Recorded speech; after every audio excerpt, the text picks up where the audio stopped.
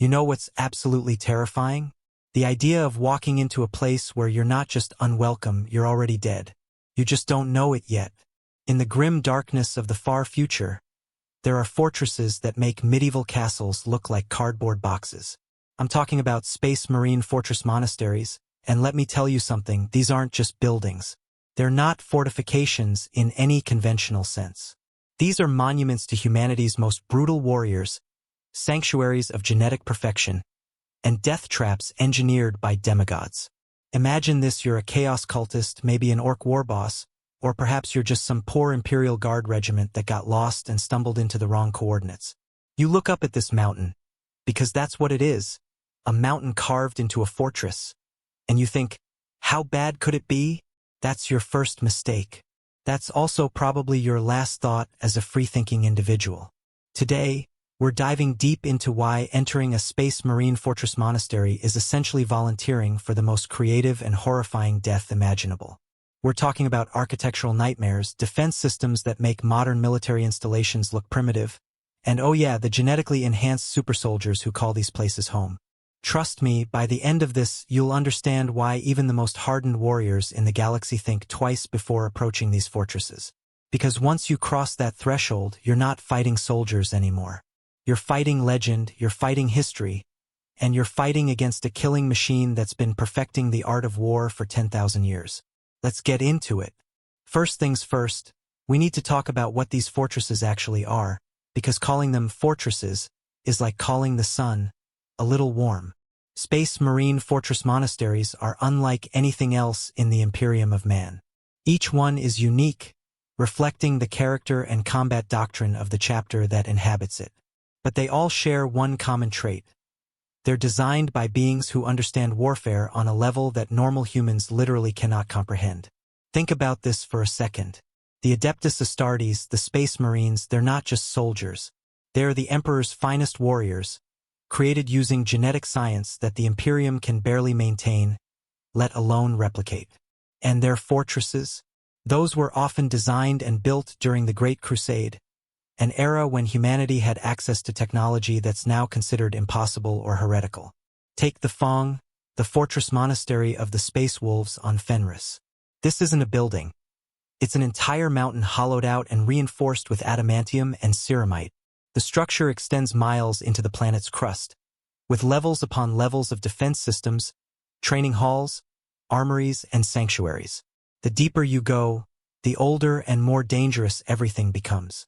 There are sections of the Fong that even the Space Wolves themselves avoid, chambers sealed since the Horus Heresy, filled with technology and dangers that defy explanation. Or consider the Rock, the mobile fortress monastery of the Dark Angels. Yeah, you heard that right, mobile. The Rock is literally a chunk of their destroyed homeworld, Caliban, that the Dark Angels hollowed out and turned into a fortress that can travel through the warp. Inside the Rock are prisons holding the fallen angels, traitors from the Horus Heresy that the Dark Angels hunt obsessively. These aren't normal prisons. These are chambers of psychological and physical torment designed to break the will of superhuman warriors who've spent 10,000 years evading capture. The Fortress Monastery of the Blood Angels on Baal stands as a crimson monument rising from a radiation-scorched wasteland. Its walls have withstood demonic invasions, tyrannid swarms, and the erosion of millennia. Every stone carries the weight of heroes who've died defending humanity, and every corridor echoes with the psychic screams of fallen brothers succumbing to the Black Rage. But here's what really makes these places nightmarish. They're not static. These fortresses grow, evolve, and adapt. Centuries of modifications, Dark Age technology grafted onto medieval stonework, psychically attuned materials responding to the warriors within. These places are almost alive in their hostility. The walls themselves are often several meters thick, constructed from materials that can withstand sustained bombardment from orbital weapons. We're talking about fortifications that could tank direct hits from weapons designed to crack open battleships. And that's just the outer walls. The entrances, and there are usually very few, are killing zones designed by tactical geniuses. Narrow approaches that channel attackers into predetermined fields of fire. Gates that are themselves weapons, capable of sealing shut with enough force to crush tanks. And if you somehow breach one entrance, congratulations. You've just entered a maze designed to confuse, disorient, and ultimately trap you. The Imperial Fists, masters of siege warfare, built their fortress on Terra itself, the Phalanx. Actually, calling the Phalanx a fortress-monastery is underselling it. It's a mobile space station the size of a small moon, capable of orbital bombardment that can level continents. The interior is a labyrinth of defensive positions, each one designed by Rogel Dorn himself, the Primarch who wrote the literal book on fortress construction. Getting lost in the Phalanx doesn't mean wandering around confused. It means ending up in a section without life support, or a training chamber where automated systems don't recognize you as friend and begin live-fire exercises. Every fortress monastery incorporates kill zones, areas specifically designed for maximum defender advantage. Crossfire positions, overlapping fields of fire, locations where a handful of defenders can hold off thousands. And remember, these defenders aren't normal soldiers. One Space Marine is worth dozens, even hundreds of regular troops. Now put them in a position of absolute tactical advantage. The architecture itself is psychologically oppressive. These fortresses are designed to intimidate, to crush the spirit of attackers before they even engage in combat. Massive statues of chapter heroes loom over approaches. Skulls, so many skulls, are incorporated into the decoration, reminders of everyone who's tried and failed to breach these walls. The very aesthetics scream that you're entering a place of death, that you're walking into history written in blood and bone. And the deeper you go, the worse it gets, because these fortresses aren't just defensive structures. They're sanctuaries of secrets that the Space Marines guard with absolute zealotry. The Genocide Chambers, the reliquaries holding artifacts from the Great Crusade, the halls where neophytes are transformed from human to Astartes. All of this lies within, protected by layers upon layers of defense. You want to know something really unsettling? Many fortress monasteries have sections that predate the Imperium itself. Structures built during the Unification Wars or even earlier incorporated into the foundations. Places where the laws of reality get flexible, where ancient technology interfaces with warp-touched materials in ways that tech priests can observe but not explain. Corridors that are longer on the inside than they appear from outside. Chambers that exist in multiple locations simultaneously. The Ultramarines' fortress of Hera on Makridge is like a city unto itself, with defensive positions that have been refined over 10 millennia. Robert Guilliman, their Primarch, was a genius of logistics and strategy. Every aspect of that fortress reflects his tactical brilliance, turned toward one purpose, making it absolutely impregnable. There are defensive positions within defensive positions, fallback points that become their own fortresses, and contingency plans for contingencies. Okay, so you've seen the fortress.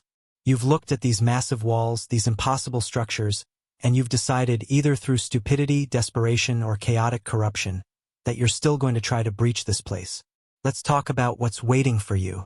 First, understand that Space Marine fortresses don't rely on static defenses alone.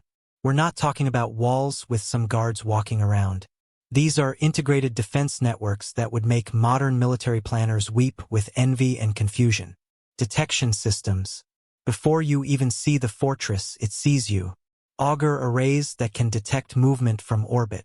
Seismic sensors that pick up vibrations from kilometers away. Psychic wards that alert librarians to the presence of hostile intent. Yeah, they can literally sense that you're thinking about attacking. You don't get the element of surprise. Ever. The Crimson Fist's Fortress Monastery on Rhine's World had orbital defense platforms that could track and eliminate threats before they entered the atmosphere. When the fortress was partially destroyed by a freak accident with their own armory, it took an entire orc whack to finally breach it, and even then, the orcs paid in bodies beyond counting. But let's say you've somehow avoided detection.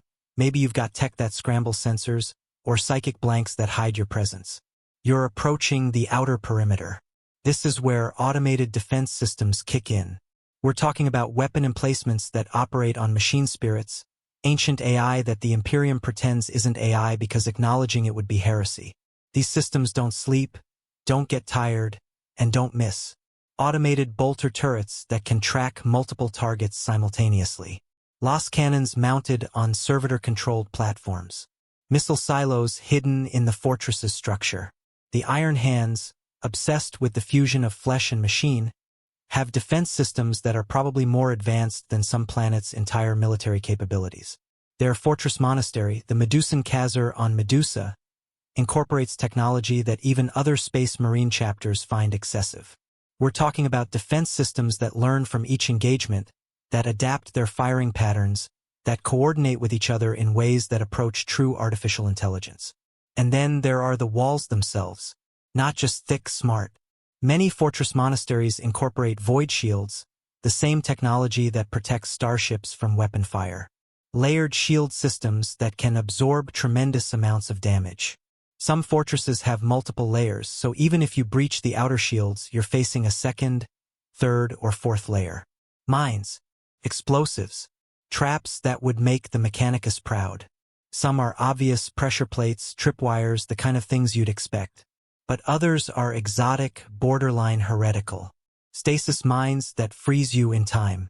Phosphex weapons that burn with a fire that cannot be extinguished. Vortex grenades that open tiny tears in reality itself. The Salamanders, known for their expertise with flame and forge, have defensive systems that incorporate promethium in ways that are equal parts impressive and horrifying. Corridors that can be flooded with burning gel. Walls that superheat to temperatures that melt armor. Fire-based traps that turn entire sections into literal infernos. Now, here's where it gets really interesting, and by interesting, I mean absolutely terrifying. Many fortress monasteries incorporate defensive measures that aren't just technological or physical. They're psychic. Librarians, Space Marine psychers, can ward their fortresses with their minds. Psychic barriers that cause mental anguish to those who approach. Illusions that make attackers fire on each other. Mind screws that drive invaders insane, leaving them gibbering wrecks before they even encounter a defender. The Thousand Suns, before they turned traitor, had fortifications on Prospero that were as much psychic as physical. After they fell to chaos, other chapters learned from their techniques, carefully, warily, always mindful of the line between using the warp and being consumed by it. But the point stands. A fortress monastery can defend itself with weapons that exist only in thought and nightmare. Let's talk about something that really showcases the absolute insanity of these defenses. Siege protocols. If a fortress monastery is under serious threat, the defenders can activate measures that turn the entire structure into an active weapon. Bulkheads slam shut, dividing the fortress into isolated segments. Life support gets redirected away from compromised areas, suffocating invaders. Gravity can be adjusted, turned off entirely, or increased to crushing levels. The fortress itself becomes hostile to anyone who isn't identified as friendly by its systems. The Black Templars, a crusading chapter that doesn't have a traditional fortress monastery, maintains several fortress keeps across the galaxy. Each one is designed to be defended by a skeleton crew if necessary, with automated systems and contingencies that allow a handful of warriors to hold off armies. Because when you're a chapter that's constantly on crusade, you can't leave massive garrisons behind, so you build fortresses that can defend themselves. And we haven't even talked about the dedicated defenders yet. Because besides all of this, beyond the walls, the weapons, the traps, the automated systems, there are servitors. These lobotomized cyborgs, once human but now reduced to biological robots, serve as additional defenders. They don't feel fear, don't feel pain, and execute their defensive programming with mechanical precision. Some are armed with heavy weapons. Others are living bombs, programmed to detonate when they encounter hostiles. There are also chapter serfs, normal humans who serve the Space Marines. Don't underestimate them. These aren't random civilians. They're trained by Space Marines, equipped with the best weapons available, and they fight with the fanaticism of people defending their gods. Because to them, the Space Marines are essentially gods. A chapter serf will fight to the death to protect the fortress, and they'll do it gladly, because dying in service to the Astartes is the highest honor they can imagine. Some fortresses have additional exotic defenses. The Space Wolves keep Fenrisian wolves, not pets, but barely tamed beasts the size of tanks, within the Fong. These creatures roam the lower levels, adding another layer of absolute terror to anyone who breaches the outer defenses. Imagine fighting through technological horrors only to encounter a pack of prehistoric predators in the darkness. The defensive systems of a fortress monastery represent millennia of military refinement. Every attack, every siege, every breach, all of it gets studied, analyzed, and accounted for in future defenses. These fortresses learn from their wounds, and they never make the same mistake twice. Now we get to the real nightmare.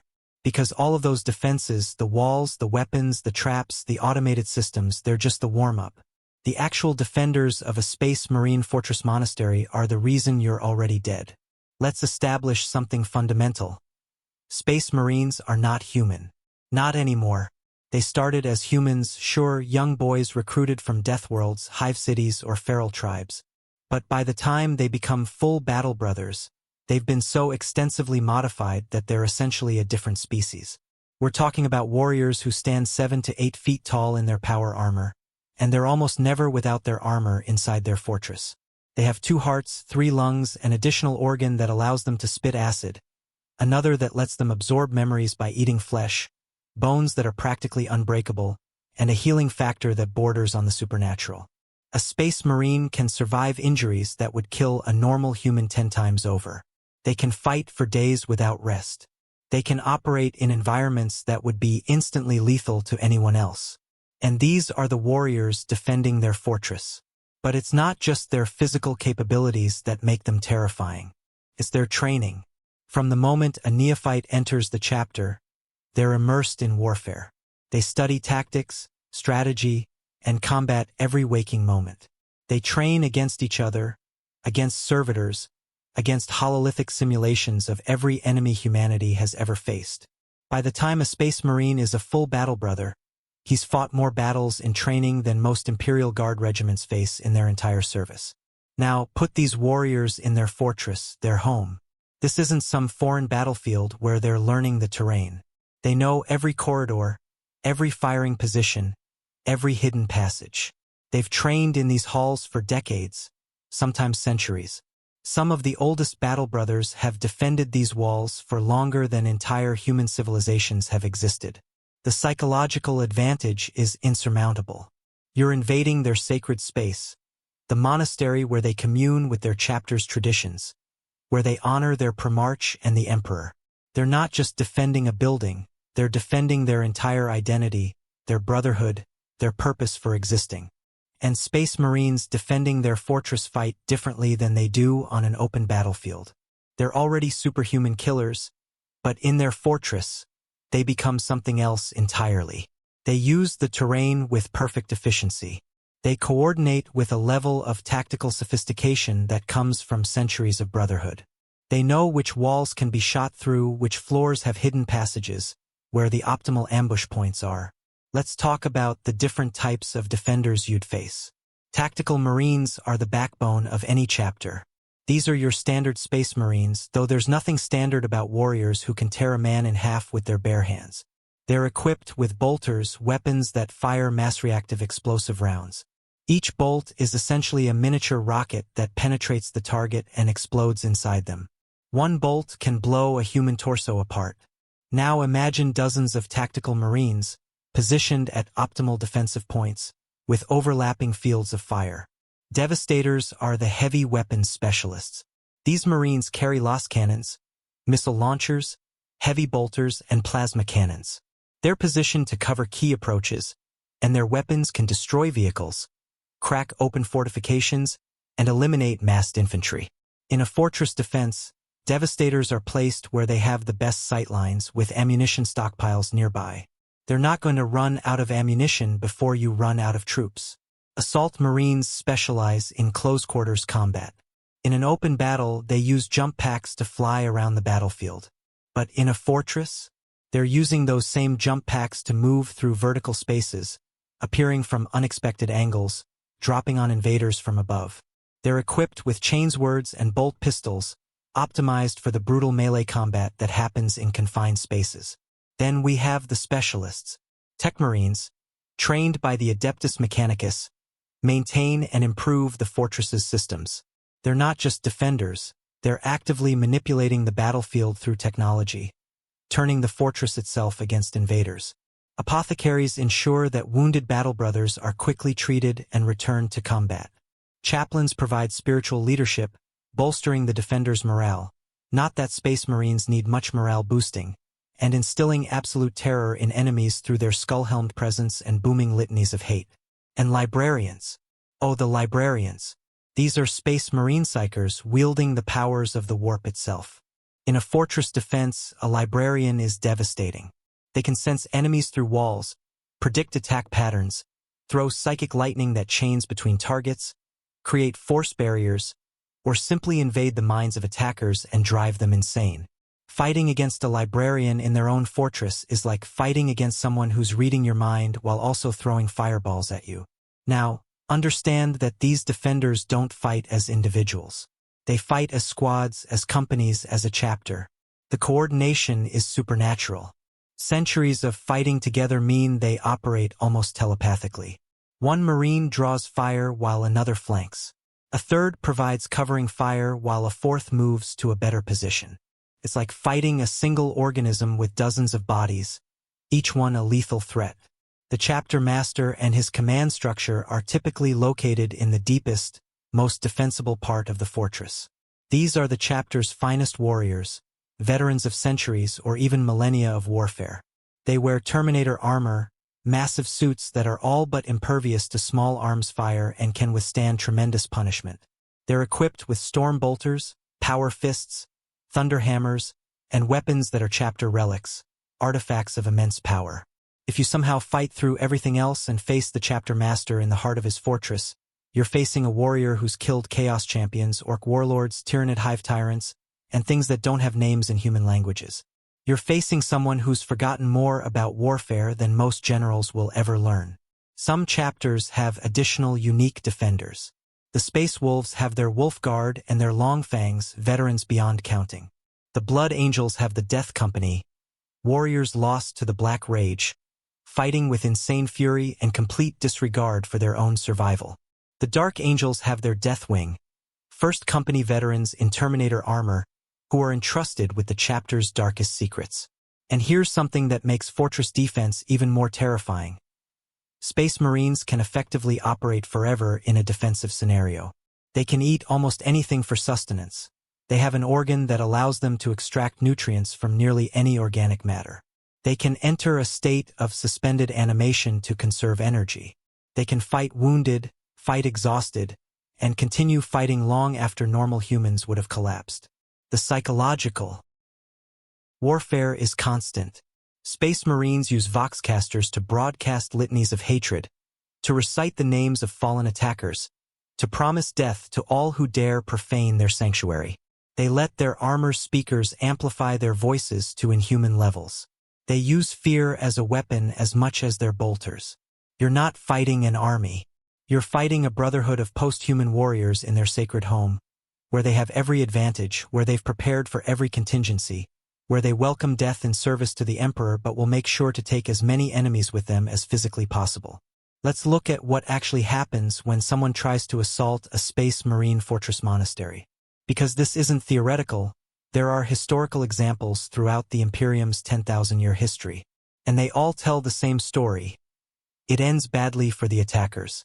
During the Horus Heresy, when half the Space Marine legions turned traitor, there were several sieges of loyalist fortresses. These should have been slam-dunk victories for the traitors. They had Space Marines attacking Space Marines, so the superhuman advantage was neutralized. They often had numerical superiority, momentum, and the element of surprise. They still paid in blood beyond measure. The Siege of the Fong is one of the most documented examples. Magnus the Red, Primarch of the Thousand Suns turned Demon Prince, led an assault on the Space Wolves' fortress monastery. He brought his entire legion, supplemented by demon hordes from the warp, against a garrison that numbered maybe a few hundred Space Wolves. The bulk of the chapter was away, off-world on other campaigns. The siege lasted months. The Thousand Suns threw everything at the Fong. Sorcery that warped reality, demon engines that defied sanity, waves of corrupted Astartes who turned their backs on the Emperor. They breached the outer walls. They fought through the upper levels. They paid for every meter in bodies and souls. And the Space Wolves held. They fought a delaying action, room by room, corridor by corridor, making Magnus pay for every inch. They used their knowledge of the fortress against the attackers. They collapsed tunnels, detonated ammunition stockpiles at optimal moments, and led the traitors into kill zones where even sorceress powers couldn't save them. By the time relief forces arrived, the Thousand Sons had suffered catastrophic casualties. Yes, they'd penetrated deep into the Fong, but they'd been broken against its defenders. Magnus himself was wounded in single combat with the Space Wolves' Great Wolf. The Thousand Sons retreated, and the Fong stood. That's what happens when a demon primarch leads an entire legion against a partially garrisoned fortress. They still fail.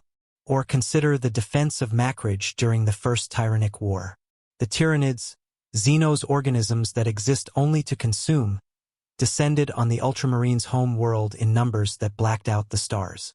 The swarm was so vast that it should have overwhelmed any defense through sheer biomass. The Tyranids don't care about casualties. They don't feel fear. They'll throw 1,000,000 organisms at a position to kill a single defender if that's what it takes. The fortress of Hera was besieged by horrors beyond counting. Carnifexes, living tanks covered in bioweapons. Lictors, assassin organisms that could hide in plain sight.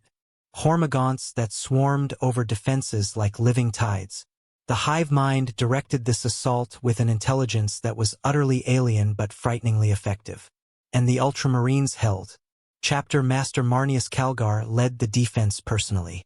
The Ultramarines used the fortress's defensive systems to channel the swarm into kill zones. They burned them with flammers, obliterated them with heavy bolters, and crushed them in melee combat when the Xenos inevitably breached the walls. Yes, the Ultramarines took casualties. Yes, the fortress was damaged. But they held until the hive ship was destroyed, at which point the swarm lost coordination and the tide turned. The fortress stood. Macridge endured. The Crimson Fists provide another brutal example. Their fortress-monastery on Rhine's world was partially destroyed when their own ammunition stockpile detonated. A catastrophic accident that killed hundreds of Space Marines instantly and destroyed significant portions of the fortress. Then an Orc Wyack descended on the planet, seeing the weakened chapter as easy prey. The Orcs invaded the ruins of the fortress, thinking they'd just mop up the survivors. They thought wrong. The remaining Crimson Fists turned the rubble of their own fortress into a death trap. They fought guerrilla actions through ruins they knew intimately. They lured Orcs into sections that were structurally unstable and collapsed them. They used the Orcs' own aggression against them, goading them into charges that ended in ambushes. The Crimson Fists were eventually forced to evacuate, but not before inflicting casualties on the Orcs that were utterly disproportionate to their numbers. A few dozen Space Marines held off thousands upon thousands of Orcs, and when they finally left, it was a tactical withdrawal, not a rout.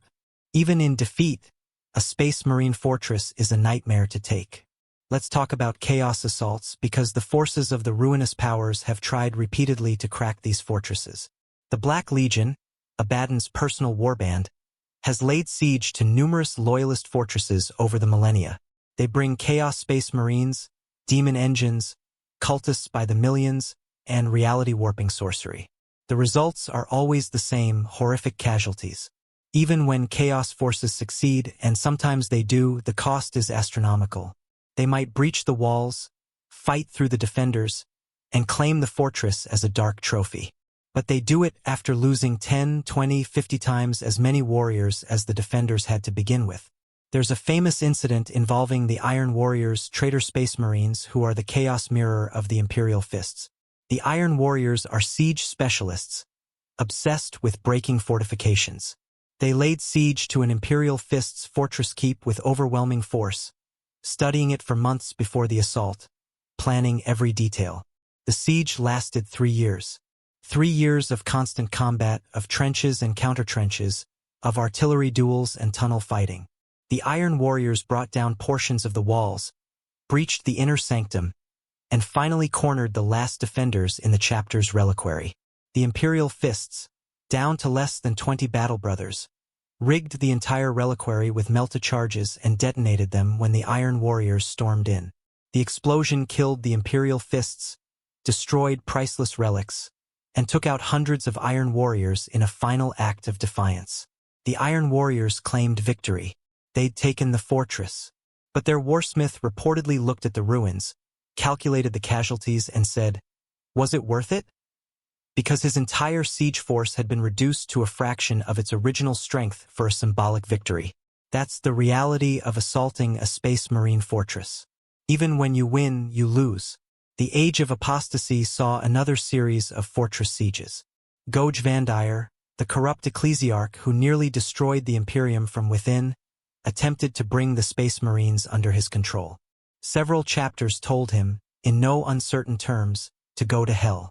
Vandir sent armies against these chapters, including forces of the Fraterus Templar, his personal military force. These armies were well-equipped, fanatically loyal, and vast in number. They should have been able to overwhelm chapter fortresses through sheer weight of numbers and firepower. They were slaughtered. The Space Marines didn't even consider the attacks serious threats. Companies of Astartes would sortie from their fortresses, annihilate the attackers, and return before dinner. The attempts to besiege Space Marine fortresses during the Age of Apostasy are studied in Imperial military academies as textbook examples of hubris and poor strategic thinking. More recently, during the Indomitus Crusade after the Great Rift tore the galaxy in half, demonic incursions targeted numerous fortress monasteries. Demons don't need supply lines, don't tire, and can manifest in theoretically unlimited numbers. Their pure warp energy given horrifying form, capable of violating the laws of physics. And still, the fortresses held. Space Marines deployed anti-demon protocols that have been refined since the Horus Heresy. Librarians erected psychic barriers. Grey Knights, the demon-hunting chapter, provided expertise and support. The fortresses became islands of reality in a sea of madness, sanctuaries that the warp couldn't fully corrupt. Here's the thing about all these sieges. They share common elements. The attackers always underestimate the defenders. They see a fortress, count the number of defenders, calculate odds, and think they have a chance. They don't understand that the numbers don't matter when each defender is worth 100 attackers, when the fortress itself is a weapon, when the defenders would rather die than yield an inch. Every siege reinforces the same lesson. Don't attack a Space Marine fortress monastery unless you're prepared to pay a price that would bankrupt armies, break civilizations, and achieve at best a Pyrrhic victory that leaves you wondering if it was worth it. Now, let's talk about what you're actually trying to reach if you somehow fight through everything we've discussed so far. Because Space Marine fortresses don't just house warriors. They're repositories of secrets, relics, and knowledge that the chapter guards with absolute fanaticism. The deepest levels of a fortress monastery are not just defended, they're sacred. These are areas where even many Space Marines themselves cannot go without permission. And if you're an outsider who somehow penetrates this far, you're not leaving alive. Period. The Geneseed Vaults are the genetic legacy of the chapter.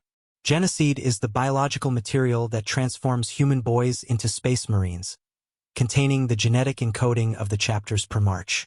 Each chapter guards their Geneseed with everything they have, because losing it means the chapter can't create new warriors. It means slow extinction. These vaults are located in the most defensible, most heavily protected areas of the fortress. Multiple levels of security, psychic wards, physical barriers, and dedicated guards who've taken oaths to die before letting anyone unauthorized approach. The vaults are often tended by apothecaries who spend decades in this duty, never leaving the inner sanctum. If you somehow reached these vaults, you'd face defenders who literally cannot surrender. Their oaths forbid it. They'll fight until their last breath. Then the vaults themselves have fail-safes that will destroy the Geneseed rather than let it be captured or corrupted. Then there are the Reclusium and the Librarius, the chapter's spiritual and psychic centers. The Reclusium houses relics of the chapter's history, weapons wielded by legendary heroes, armor worn by chapter masters, banners that flew over historic victories. These aren't just memorabilia. In the grim darkness of the 41st millennium, faith and history have power. Some of these relics are genuinely psychoactive, infused with the spiritual energy of the warriors who bore them.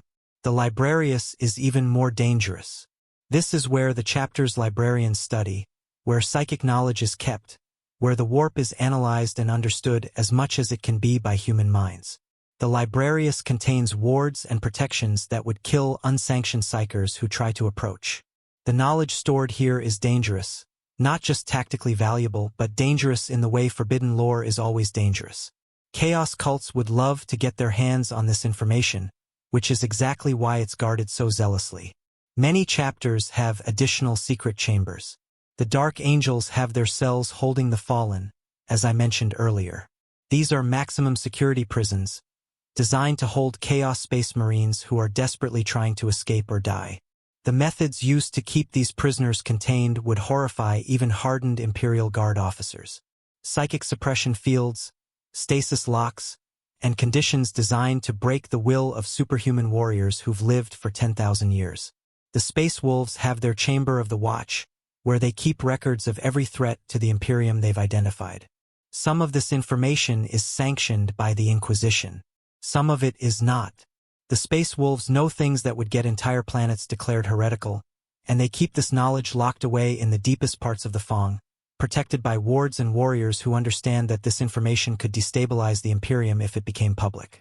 The Blood Angels have the Chamber of Sanguinius, where they keep artifacts of their Primarch and try desperately to find a cure for the genetic flaws that plague their chapter, the Red Thirst and the Black Rage. The research conducted here borders on heresy by some standards, genetic experimentation that the Adeptus Mechanicus would find questionable. But the Blood Angels persist because without a cure, their chapter is doomed to eventually fall to genetic degradation. The armories are another critical area. These aren't just storage rooms, they're arsenals that could equip entire armies. Bolters by the thousands, suits of power armor, heavy weapons, vehicles, ammunition stockpiles that could sustain campaigns for years. But more than that, there are relic weapons here. Mastercrafted arms that have been maintained for millennia. Weapons that have slain heroes and monsters alike. Some of these weapons are almost priceless. A power sword carried by a chapter master during the Horus Heresy. A thunder hammer that's ended orc war bosses and chaos lords. Bolters blessed by the Emperor himself during the Great Crusade. Weapons that are literally holy relics, imbued with a power that goes beyond mere mechanics. Losing these armories isn't just a tactical disaster. It's a spiritual catastrophe. These weapons carry the chapter's history, their honor, their identity. The Apothecarian is where wounded Space Marines are treated and where the process of creating new Astartes occurs. This is where neophytes receive their implants, where the Genocide is implanted into adolescent recruits, where the transformation from human to superhuman happens. The Apothecarian contains medical technology that's beyond anything available to normal Imperial citizens, some of it dating back to the Dark Age of technology. But it also contains horrors. Failed implantations, genetic aberrations, the reality of what happens when the process goes wrong. The Imperium's propaganda shows Space Marines as perfect warriors, but the Apothecarian reveals the truth. Creating an Astartes is brutal, painful, and doesn't always succeed. The failures are kept here, studied, and sometimes maintained in stasis for future research. The fortress-monastery's sanctum sanctorum, the absolute inner chamber, is usually a shrine to the chapter's Primarch. This is where chapter masters meditate, where the most sacred rituals occur, where the connection between the chapter and their genetic father is maintained. These chambers are often psychically charged, places where the barrier between the material world and the warp is thin in specific, controlled ways. Some chapters claim their Primarch spirits watch over these sanctuaries. Whether this is literal truth, psychic phenomenon, or faithful belief doesn't really matter, the effect is the same. These are places of immense power, and defiling them brings down retribution that goes beyond rational warfare. Imagine you're an invader who somehow fought through everything: the walls, the automated defenses, the Space Marines, the traps, the kill zones. You've lost thousands, maybe tens of thousands, of your forces. You're exhausted, wounded, running low on ammunition and morale. And you've finally breached into these inner sanctums. You're now in a place that the defenders consider so sacred that they'll accept any cost to reclaim it. The Space Marines who were fighting tactically before, they're now fighting with absolute fury. Every moment you remain in their sanctuary is a personal affront to each of them. They'll accept suicidal risks to drive you out.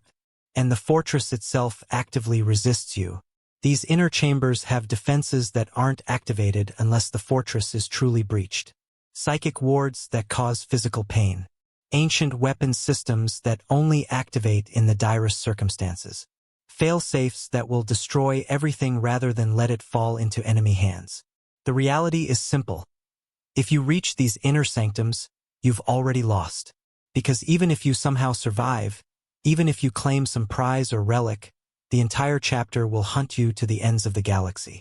You've violated their most sacred space, and they will have vengeance. No cost is too high. No pursuit is too long. You don't steal from Space Marines and live to enjoy it.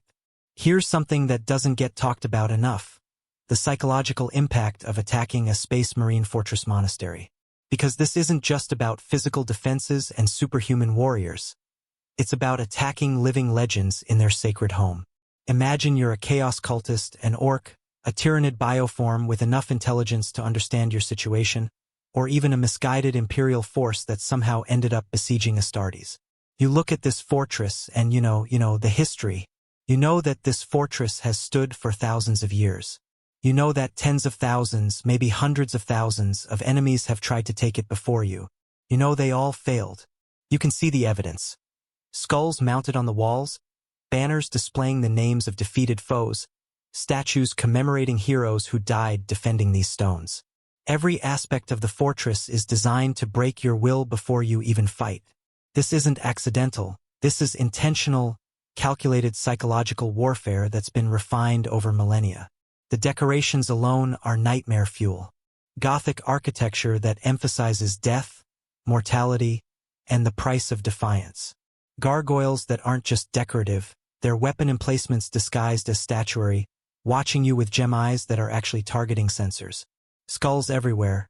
Not just human skulls, but Xeno skulls. Skulls of creatures that don't exist anymore because the Space Marines exterminated them. The sound design is terrifying. Many fortresses have voxcasters that broadcast sounds. The chanting of liturgies, the screaming of previous attackers, the roar of chains words, the thunder of bolter fire. These sounds echo through the approaches, creating an atmosphere of constant dread. You're hearing your own death before it happens. Some chapters take it further. The space wolves howl, literally howl like their namesake, and the sound carries for miles. It's not just noise. It's a sound that triggers primal fear in humans, a predator's warning that bypasses rational thought and speaks directly to the prey instinct buried in the human brain. The Blood Angels broadcast the rage of their death company, the insane fury of warriors lost to genetic madness. The sound of that barely contained violence, of warriors who don't care about surviving as long as they kill, is psychologically devastating to hear echoing from fortress walls. The Dark Angels are silent. Somehow that's worse. Their fortress monastery, the Rock, is ominously quiet when under siege. No threats, no broadcasts, no warnings. Just silence and the occasional burst of weapons fire when attackers get too close. That silence implies confidence so absolute that they don't need to intimidate you. They know they've already won. The weight of history is crushing. Let's say you're attacking the fortress of Hera on Makridge. This fortress was built during the Great Crusade, personally overseen by Robert Guilliman, one of the Emperor's sons.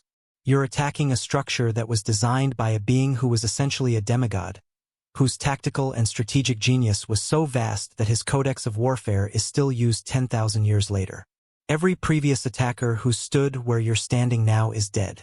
Every single one. And you can see their remains, see the monuments to their failure, see the evidence that nothing you're about to try is new or innovative because it's all been attempted before and it all failed. For forces with any intelligence, this is paralyzing.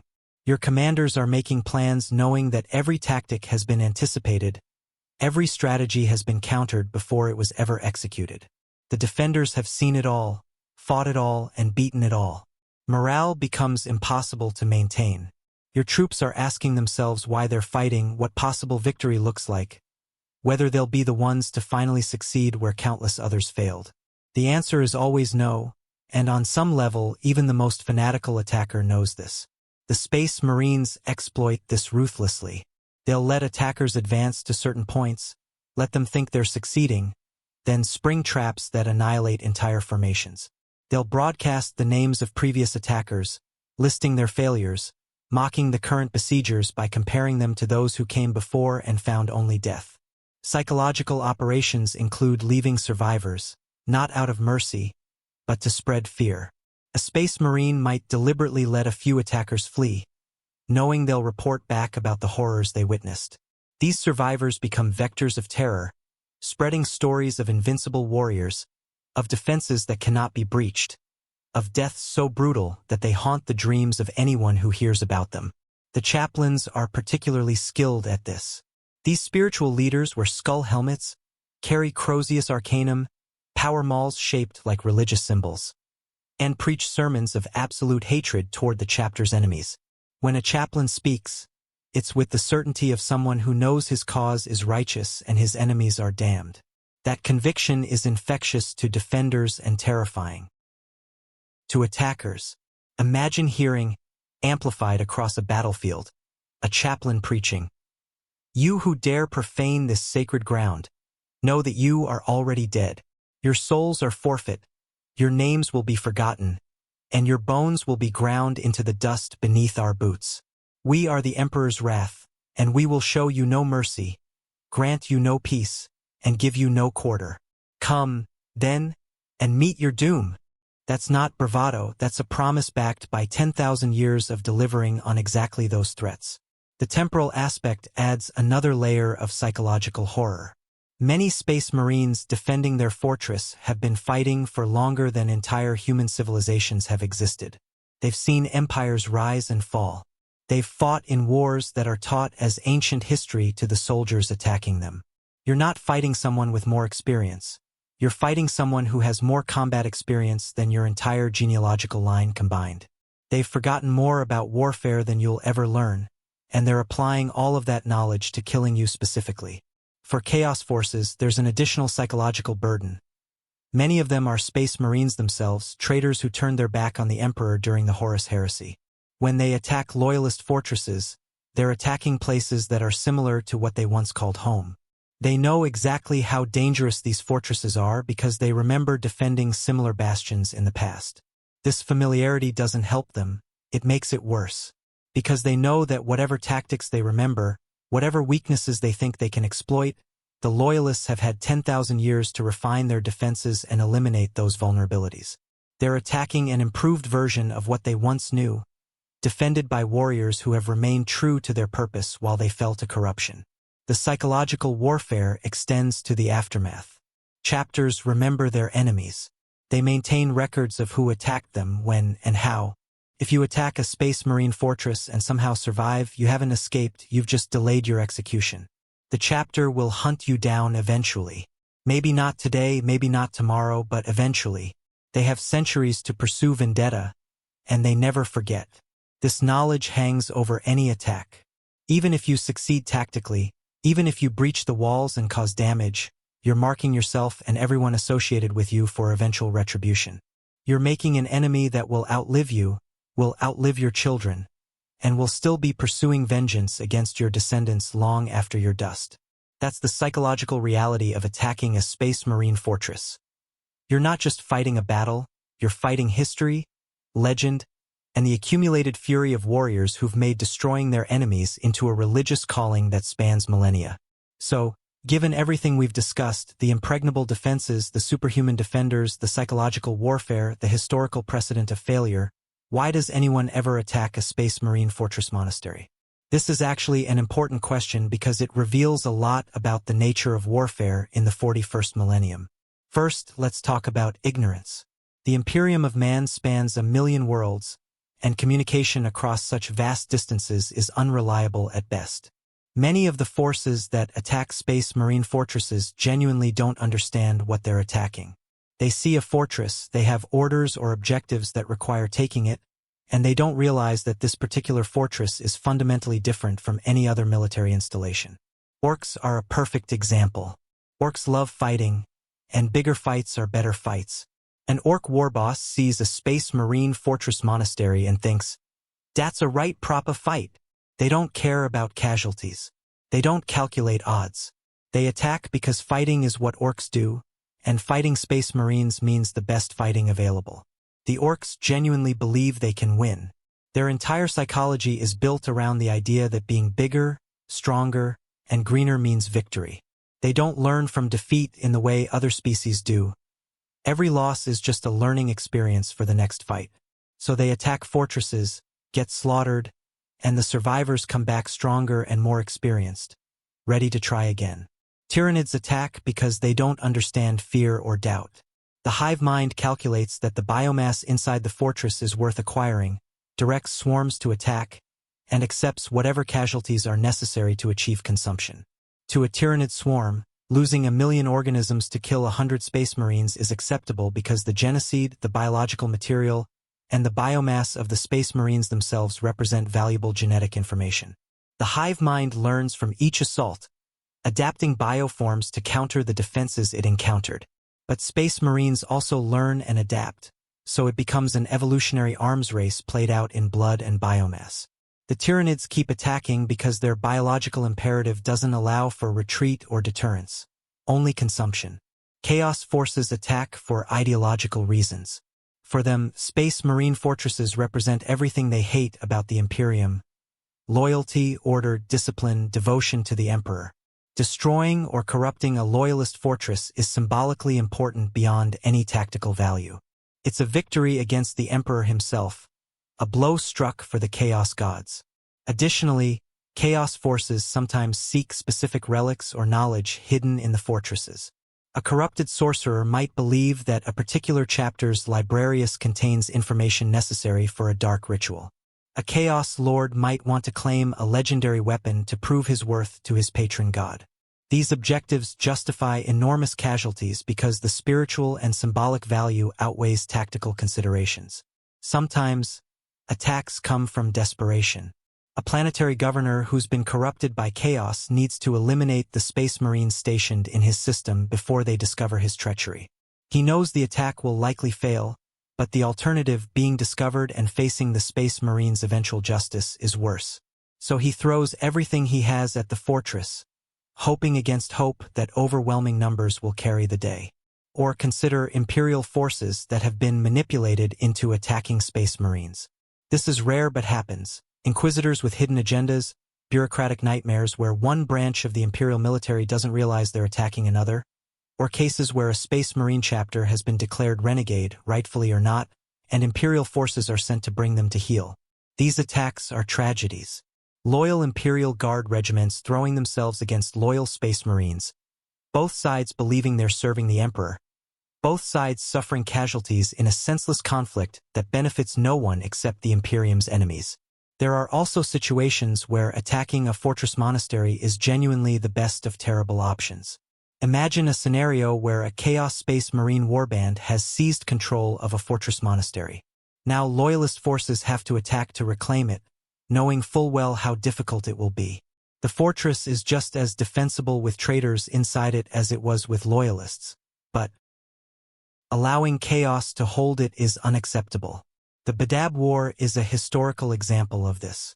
Several Space Marine chapters rebelled against Imperial authority, for complicated reasons that they believed were justified. Other chapters were sent to bring them back into compliance. This led to Space Marines attacking Space Marine fortresses, with all the horror that implies. The sieges were nightmarish, lasting years, costing thousands of Astartes' lives, and leaving scars on the chapters involved that still haven't healed millennia later. Sometimes the attackers know exactly what they're up against and attack anyway because not attacking is worse. A Chaos incursion might require going through a Space Marine fortress to reach a larger objective. And invading Xeno's fleet might need to neutralize the fortress to secure orbital supremacy. In these cases, the attackers understand they're going to suffer horrendous casualties, but they commit to the assault because their larger strategic goals require it. Pride and vengeance are also motivators. A Chaos Lord who was defeated by a particular chapter might assault their fortress monastery purely for revenge, accepting catastrophic losses for the satisfaction of hurting the warriors who humiliated him. An Eldar craftworld that lost warriors to a Space Marine action might launch a raid against the fortress, not to conquer it but to inflict pain in return. There's also the category of attacks that aren't meant to succeed in conquering the fortress but have other objectives. A raid to steal a specific relic, an assassination attempt against a chapter master, a diversionary attack to draw defenders away from another location. These missions might assault a fortress knowing they won't take it, but hoping to achieve a limited objective before withdrawing. These attacks often fail too, but they fail differently. A well-executed raid might cost the attackers 50% casualties but succeed in its narrow objective. From a certain perspective, that's a victory, though telling the surviving attackers that their comrades died for a successful mission is cold comfort. And then there are the true believers, forces that attack because they genuinely believe they can win. Maybe they have intelligence suggesting the fortress is under-garrisoned. Maybe they've discovered a supposed weakness in the defenses. Maybe they have a secret weapon they think will make the difference. Maybe they've received visions or prophecies promising victory. They're almost always wrong, but faith, whether in the Emperor, the Chaos Gods, or their own power, drives them forward.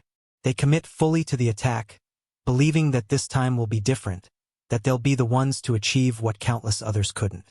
The sad reality is that attacking a Space Marine fortress monastery is rarely a calculated, rational decision. It's driven by ignorance, desperation, ideology, or circumstances that make the terrible option seem like the only option. Rational actors who understand what they're facing generally don't attack unless they absolutely have no choice. And when they do attack, they do so knowing they're likely going to die but hoping that their sacrifice will mean something, will achieve some objective, will hurt the enemy enough to justify the cost. The grim darkness of the 41st millennium doesn't allow for good options. Sometimes you get to choose between bad options and worse options. And sometimes, attacking an impregnable fortress defended by post-human warriors is the bad option, because the worse option is not attacking and accepting whatever consequence that brings. Let's cut through all the tactical analysis, all the historical examples, all the discussions of defenses and defenders, and get to the fundamental truth. Entering a Space Marine fortress monastery is a death sentence because these places are designed to kill you, defended by warriors who excel at killing, and protected by technologies and tactics refined over 10,000 years of constant warfare. This isn't hyperbole. This isn't imperial propaganda. This is the cold, hard reality of the 41st millennium. Space Marines are the Emperor's finest warriors, created to fight the worst threats humanity faces. Their fortresses are extensions of that purpose. Sanctuaries where they can train, rest, and maintain themselves between campaigns, yes, but also bastions that represent everything the Imperium stands for: endurance, strength, and absolute refusal to yield. When you attack one of these fortresses, you're not just attacking a building or even an army. You're attacking an idea, the idea that humanity, through the Emperor's vision and the Astartes' sacrifice, can survive in a galaxy that wants us dead. The defenders understand this on a fundamental level. They're not just protecting walls and equipment. They're protecting their heritage, their identity, their purpose for existing. Every Space Marine knows the history of their chapter, knows the names of the heroes who came before, knows the sacrifices made to bring the chapter to this moment. Defending the fortress is about honoring all of that, about being worthy of the legacy they've inherited. This creates a level of motivation that's almost incomprehensible to normal humans. Imagine caring about something so deeply, being so committed to a cause, that death is preferable to failure. Not just accepting death, but embracing it as the ultimate expression of your devotion. That's where Space Marines live psychologically. They've transcended normal human fear and doubt, replacing it with absolute conviction. The fortresses themselves embody this philosophy. Every stone, every weapon emplacement, every defensive measure exists because someone, somewhere, learned a lesson in blood and made sure future defenders wouldn't face the same threat unprepared.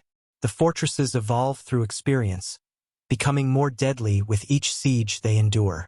Here's something that's simultaneously inspiring and terrifying.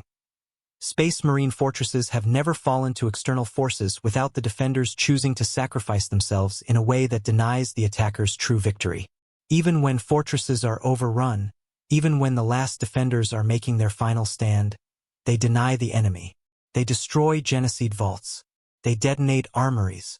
They seal reliquaries with explosive charges. They make sure that even in death, they're still fighting, still denying the enemy anything of value. This is why attacking a space marine fortress is futile in the most absolute sense. You might breach the walls. You might fight through the corridors. You might even kill all the defenders. But you'll never truly conquer it because conquest implies taking something of value, and the defenders will destroy everything before letting you have it. The Space Marines understand something fundamental about warfare that their enemies often don't. Some things are worth more than victory. Honor, duty, the preservation of the chapter's legacy. These things matter more than individual survival. So they fight with a freedom that comes from not fearing death, knowing that whether they live or die, they'll have fulfilled their oaths. From a certain perspective, this makes them unstoppable. How do you defeat an enemy that's already accepted death? How do you break the will of someone who considers dying in battle the highest honor? You can't threaten them, can't demoralize them, can't make them surrender through any combination of force or psychological pressure. The fortress monasteries reflect this mindset in their construction.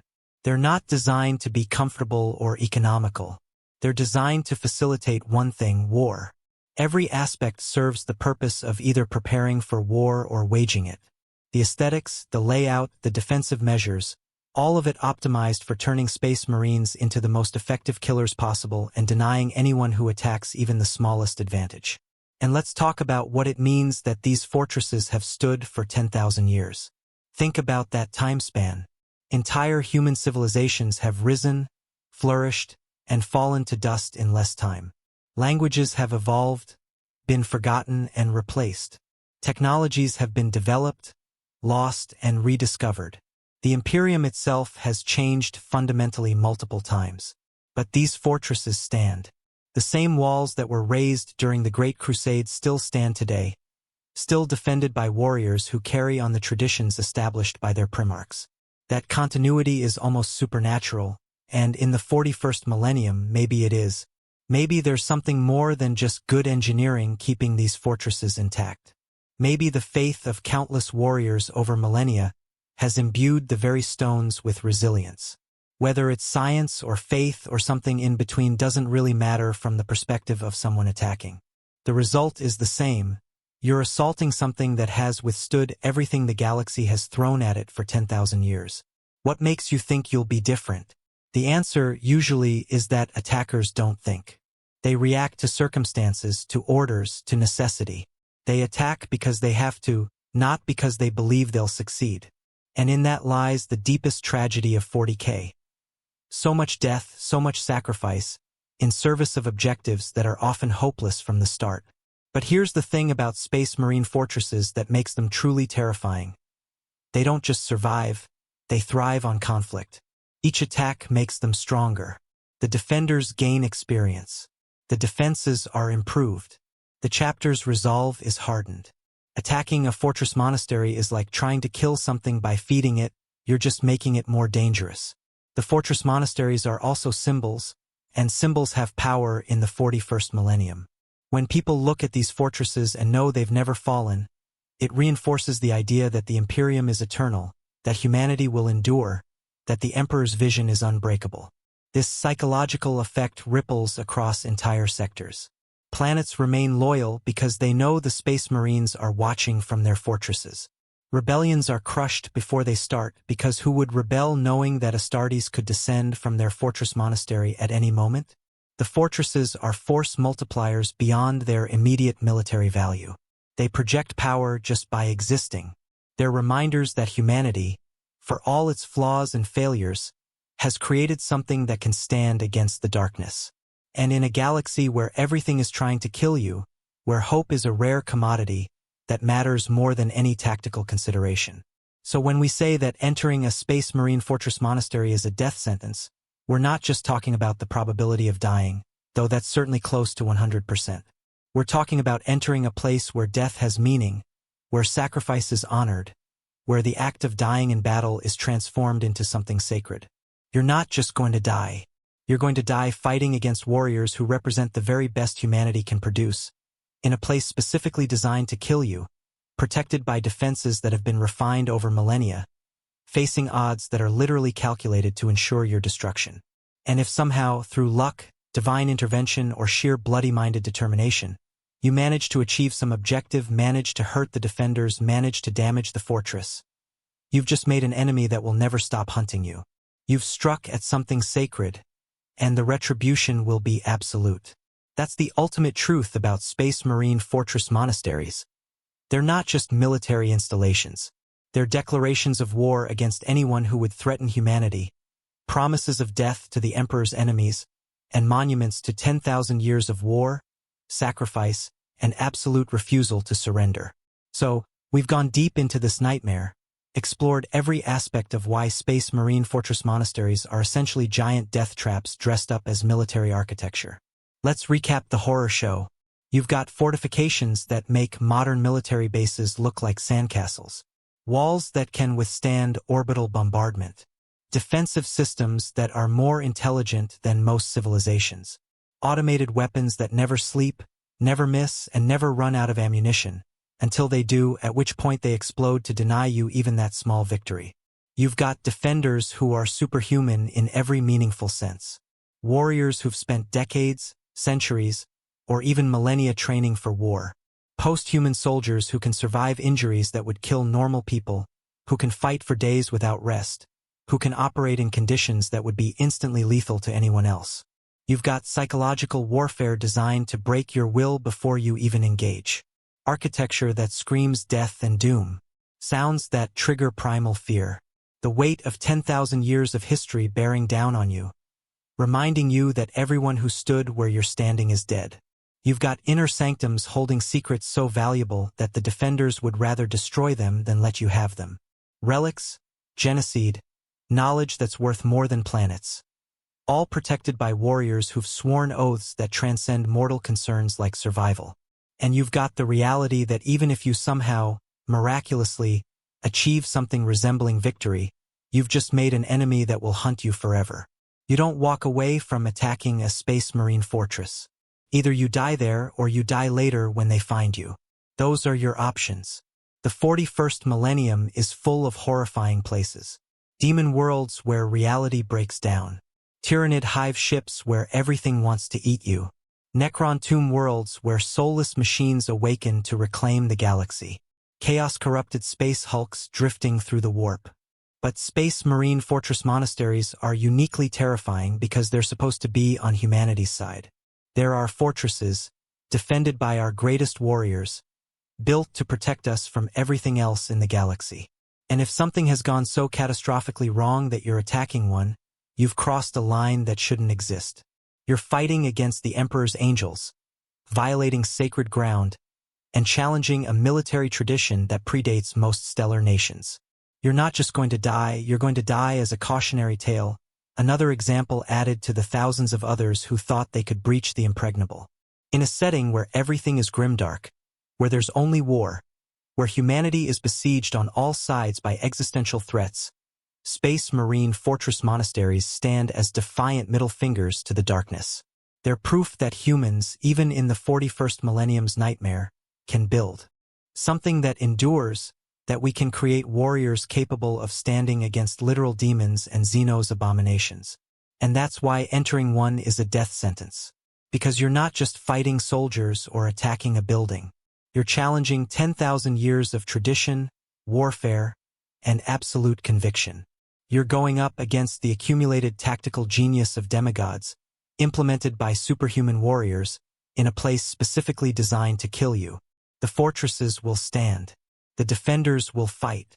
The attackers will die. That's not pessimism. That's not propaganda. That's just the cold, hard reality of the 41st millennium, where humanity's greatest warriors make their homes in fortresses that are equal parts sanctuary and slaughterhouse, where defending the Imperium means being willing to die and kill without hesitation, without mercy, without doubt. If you're standing outside a Space Marine fortress monastery with hostile intent, my advice is simple: turn around. Walk away. Find literally anything else to do with your life, because the alternative is becoming another skull on the wall, another name in the litany of the defeated, another example of why you don't F*** with the Adeptus Astartes in their own home. In the grim darkness of the far future, there is only war. And in that war, Space Marine fortress monasteries are the places where the Imperium makes its stand, where humanity's greatest warriors prepare to die in service to the Emperor, and where anyone foolish enough to attack learns the hardest lesson of all. Some places are not meant to be conquered. They're meant to be monuments to the price of trying. Thanks for watching. If you survived this deep dive into the architectural nightmares of the 41st millennium, hit that like button, subscribe for more Warhammer 40k content, and drop a comment letting me know what aspect of Fortress Monasteries terrifies you most. Because trust me, we could do another hour just on the specific horrors of individual chapters' fortresses. Until next time, remember, in the Imperium of Man, the strongest walls are built from the bones of those who challenged them. Stay safe out there, and for the love of the Emperor, don't attack Space Marine fortresses. The Emperor protects, but the Astartes make damn sure of it.